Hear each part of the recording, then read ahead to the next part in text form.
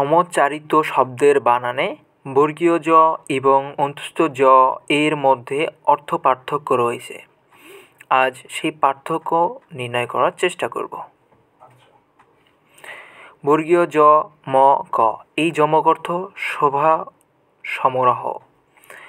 অন্তস্থ জ ম ক এই যমক অর্থ যমজ অথবা অলঙ্কার বিশেষ।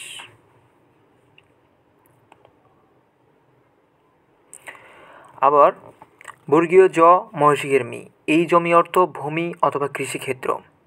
আবার বর্গীয় জ মদীর্ঘের মি এই জমি অর্থ সংযমী অথবা জিতেন্দ্রীয়। বর্গীয় জয়কার যা ত এই জাত অর্থ উৎপন্ন অথবা প্রকার। আবার অন্তস্থ জ ত অন্তস্থ জয়কার যা ত জাত এই জাত অর্থ অতীত অথবা গত। বর্গীয় জয়কার যা দন্তন্য এই জান অর্থ জীবন। আবার অন্তস্থ জয়কার যা দন্তন্য এই জান অর্থ বাহন। বর্গীয় জ ফলা ওকার তহসিকের তি এই যতি অর্থ তেজ দীপ্তি।